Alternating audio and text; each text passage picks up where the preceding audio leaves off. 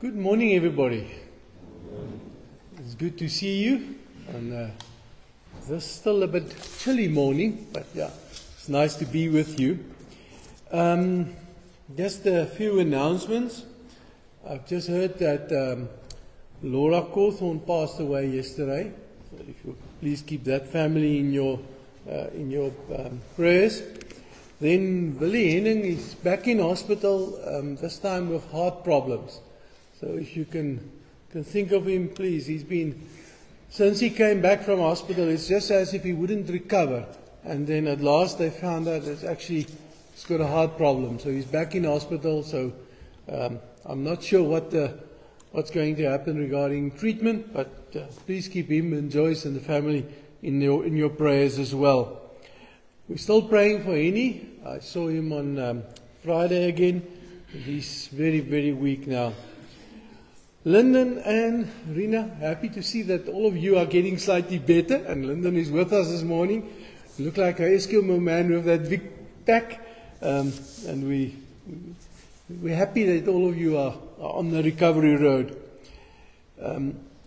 Bible studies this week is the normal 7 o'clock Tuesday at Margie and Verity's house, and Wednesday morning 10 o'clock at Amatola Haven.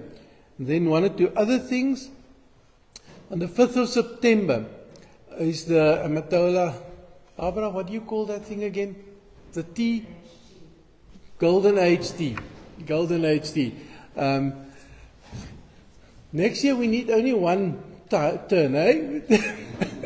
This year the Presby part of this congregation had their turn already. The 5th of September is the turn of the Dutch Reform part of the congregation. So anybody that wants and can help, please talk to Sandra Oosthuizen or give me a message and I'll tell her for some eats and so on. And Charlie, you are still online with the entertainment and everything else. Yeah, thank you. Sunday school. Me and Suzette had a long chat about the Sunday school, and we actually were going to not have Sunday school the rest of this term. It's just too upside down and too disruptive. But we are busy. We've got about 4 people together, and we're busy talking, and we're going to talk about what exactly and how we are going to do it. And we are hoping to relaunch our Sunday school. How do they always say? The bigger and better version at the beginning of next term.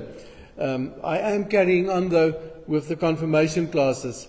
Then there was a whole long list of birthdays. You can't believe everybody has birthdays on the same day in this congregation. Tomorrow is Ilse Venter. And then on the 30th is Karen Phelan, Liz Smith, Patrick Rushmere, Dani Pretorius, and Hannes Viljoen. All on the 30th. And then on the 31st is Emmy Flanagan, Sarita Botha, Gertruida Lockham, and Mornay Venter. So there's quite a few birthdays this week if you bump into any of them. And I think that's the last of my announcements. I saw some people already on the Facebook. Welcome. It's nice to have you with us. And I see the cars make sure that I'm nice and bright for the people on the camera, because the reflection of my own car and another car is right on my eyes here. But that's fine. So I'm nice and bright this morning. So it's not a halo. I didn't become a saint overnight. I'm just still normal Dion. Let us become quiet and look at what our call to worship says this morning. Op grond van die barmhartigheid van God, roep ek julle dus nou op om julle liggame beskikbaar te stel as 'n offer wat lewend en heilig is en vir God aanneemlik. Dit is julle sinvolle godsdiens. I urge you, brothers and sisters, in view of God's mercy, to offer your bodies as a living sacrifice, holy and pleasing to God.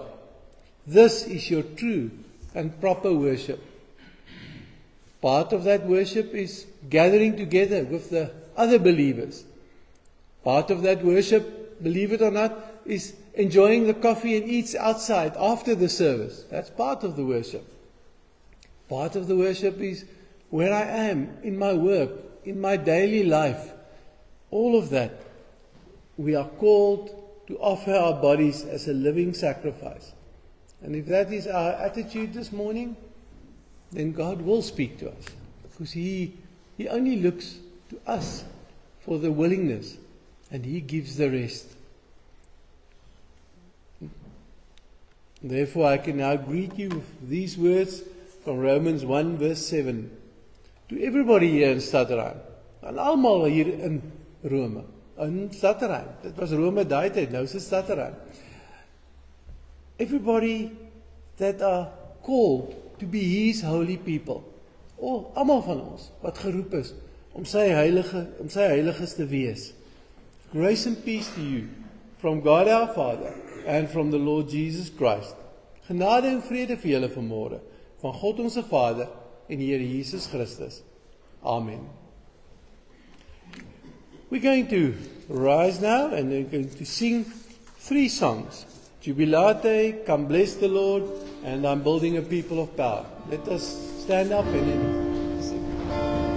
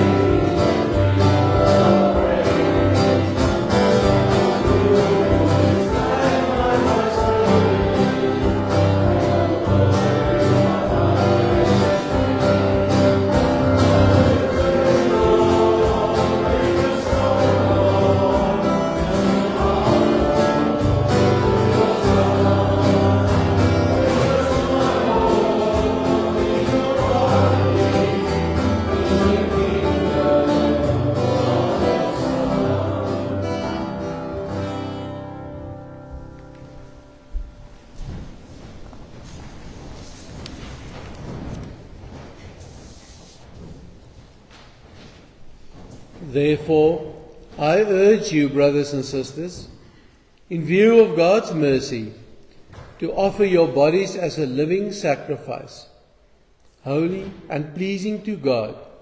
This is your true and proper worship. Do not conform to the pattern of this world, but be transformed by the renewing of your mind. Then you will be able to test and approve what God's will is. His good, pleasing, and perfect will. Come quiet for a moment. Think what these verses say to you, what you need to hear in this morning. Let us become quiet just for a moment while we reflect on this.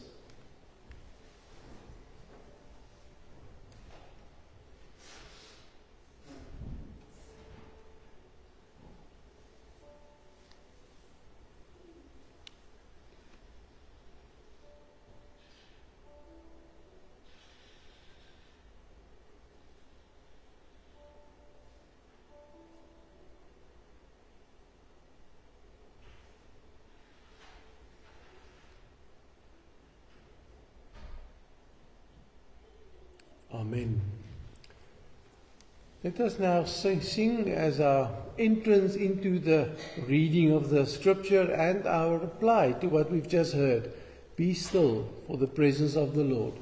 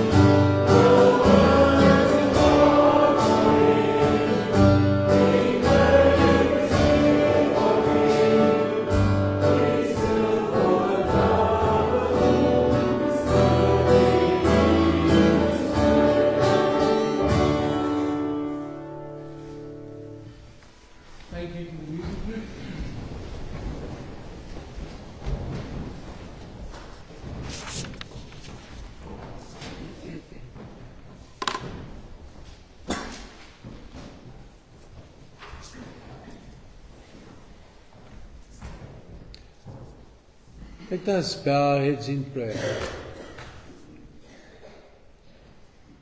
Lord, it is good and it's uplifting for us to sing to your praises, to raise our voices.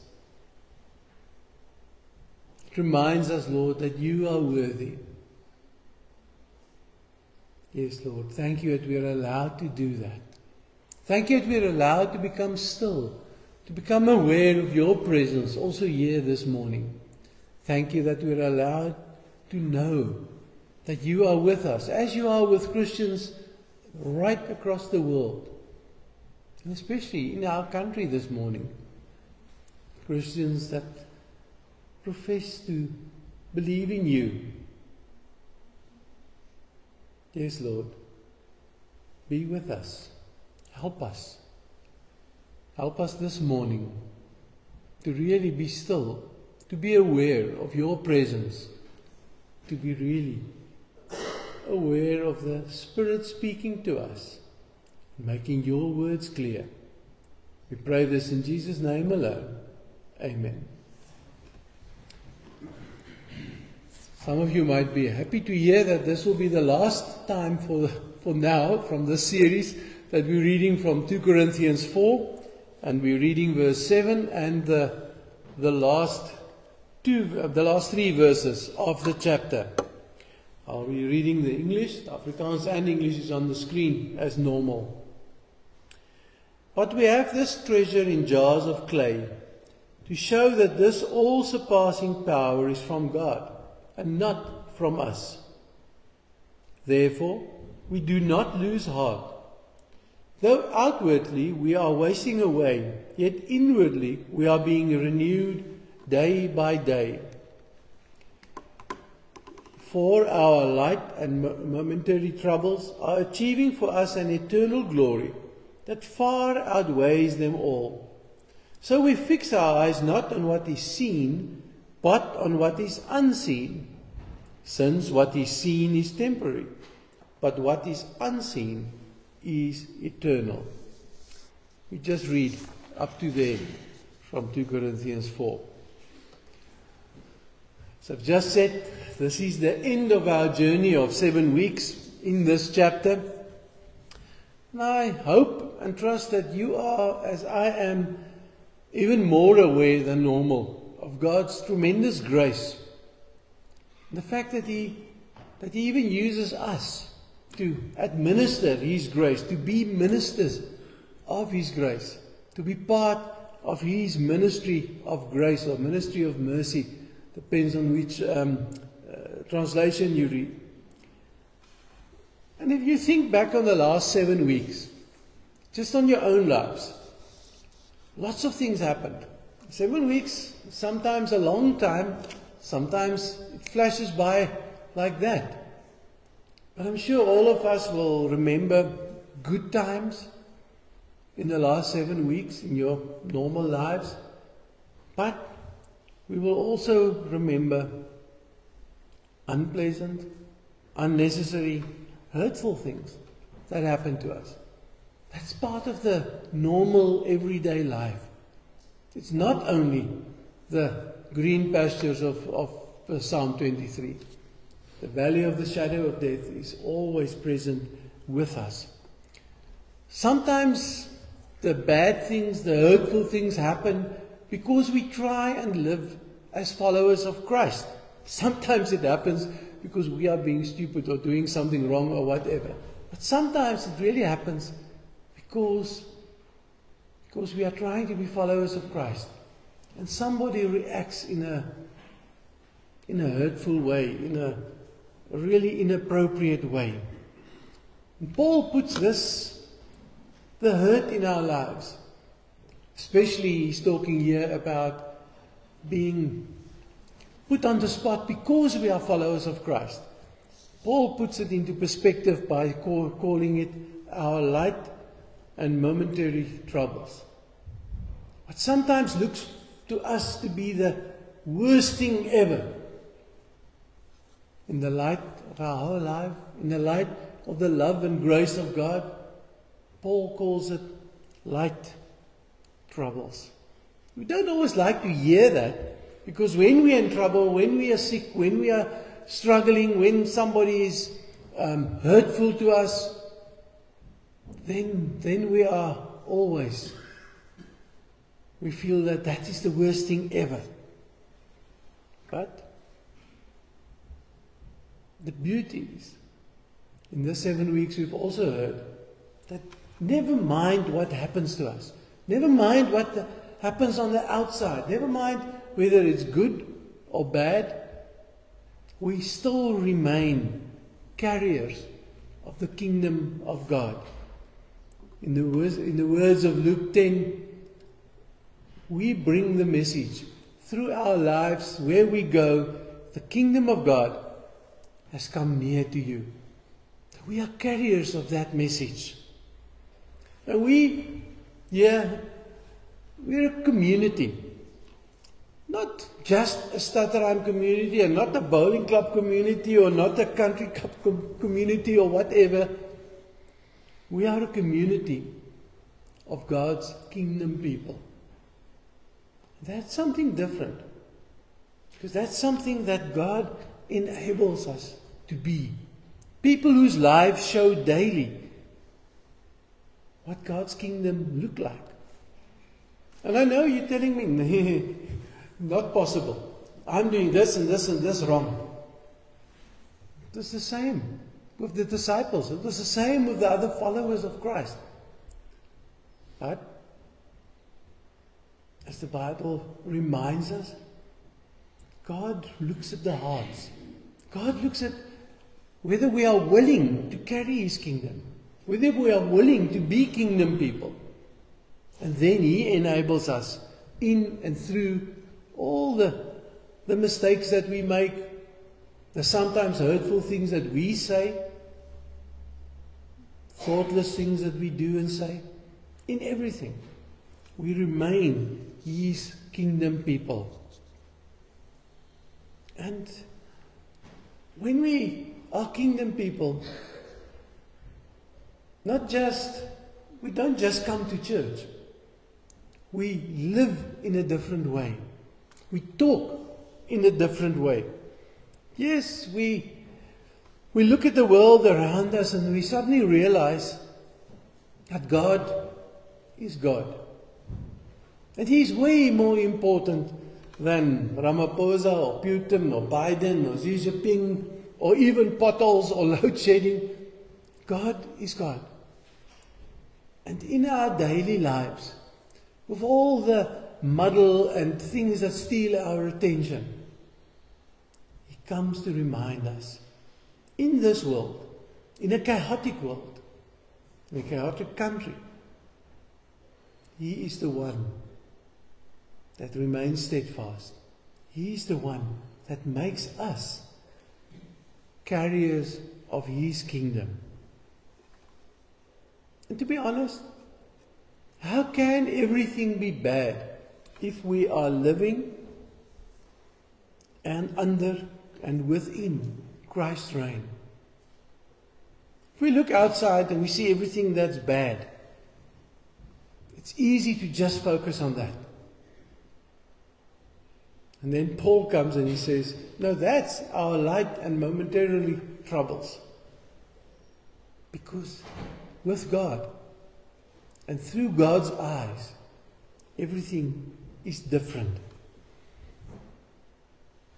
This world that we live in, the culture that we live in reality, just gives lip service to God. But it's a culture about me, myself and I. It's a culture about what's good for me and not caring about others. And God says we are called to bring His kingdom for everyone, to show His kingdom for everyone. And the incredible part of this is that He wants to use us. Whether I feel I'm too sick or too old or too young or I can't speak, like Moses said, and Isaiah or Jeremiah, they said, I'm too young. All those excuses we find in the Bible. But then God says, as He said to Paul, in your weakness, His strength comes to the fore. That's all that's needed, is His grace. Not that we are so good or so clever or so learned or whatever. We here, as we sit here, at school, at work, where we live, whether we're retired or not, where I move, we are called to show something of God's reign, of the fact that God's kingdom is also here in Stadrein. When we listen to this, and when we hear that we are carriers of God's kingdom, I find people that will quickly tell me, no, but that's mission work, and missionaries must do this job, over there in the Ukraine or the Transkei or the Mozambique or wherever we can think of, as far away of us as possible. But But 2 Corinthians 4 tells us that we are the church. And we are a church in mission. Not the missionaries out there. Yes, they as well. But not only them. Me and you. Young, old, healthy, struggling. Every one of us are carriers of this kingdom of God. Carriers of the sign that we accept Jesus Christ as the Messiah, as the Son of God. Carriers of the hope who is Jesus. That's what we are called to be in our beings, in our daily doing, in our daily interaction with people. When we speak, what we do, where we go, where we don't go, are all signs of the fact that the kingdom of God has come near. And when I speak to people about this, you often find that they will say, no, but that's not me. I haven't been trained. The only training we need to be carriers of kingdom, of God's kingdom, is to be believers. To accept Jesus, to acknowledge Him as our Lord and Savior, as our Christ. That's the only training you need. Of course, as Jesus Himself reminded us, in everything, the Holy Spirit will lead us, teach us, help us, give us the whole truth. Even when we pray and we don't know how to pray, as we heard a week or two ago, pray on our behalf. What I want you to hear, I'd like you to hear from this 7 weeks, is that in our daily doing, in our daily interaction, we are something like a preview or a demo, if you want to call it that. We are showing other people there's a different way of living. It doesn't have to be against each other. It doesn't have to be in aggression. It doesn't have to be, I'm better than you. We are showing people that the kingdom of God means we accept each other. We help each other. We trust each other. We build each other up. We are there for each other. We acknowledge God. And all the other things that we've heard through these 7 weeks. God is God. Not me or you. But neither is Ramaphosa or Putin or Biden, whoever you can think of that is so-called powerful. And we are called to be carriers of that kingdom. And we only ask for a little bit of willingness from me and you. May God make us, this week to come and today, willing to be the carriers of that kingdom. Willing to see further, as that last bit of verse 18 says, to see further than the temporary, but to see the unseen, which is God living in us, with us, and through us. Amen. Let's bow our heads in prayer.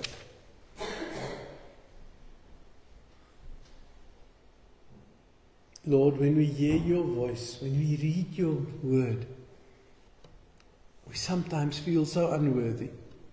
How can we be carriers of your kingdom?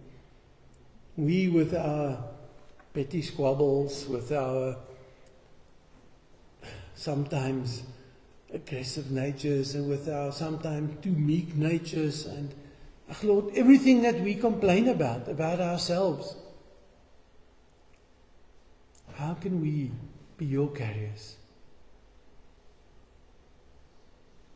But Lord, this morning you come and say to us that every single one of us, whether we're lying in a hospital bed, whether we are fit and healthy, whether we are here, whether we are listening on the Facebook, whether we are, wherever we are, as your children, we carry your kingdom to everyone around us.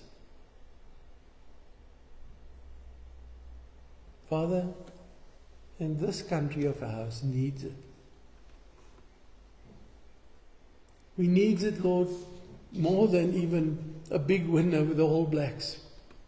We need your voice and people carrying your kingdom in every walk of life. We need all of us to be a church in mission, knowing that we are not just living for ourselves, but living as people that bring your voice, your grace, your mercy. Yes, Lord, as people who have the ministry of your grace to everyone. Make us willing, Lord. Help us to really be willing. In Jesus' name we ask this. Amen.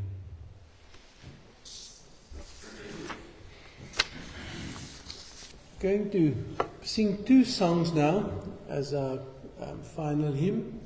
Lord, make me an instrument, and Father God, I wonder. And I love the way these two fit together. Prayer to Lord to help us, to make us the instruments of the carrying of His kingdom. But also to remind us we can't do it without Him. Let us rise and sing, Lord, make me an instrument, and Father God, I wonder.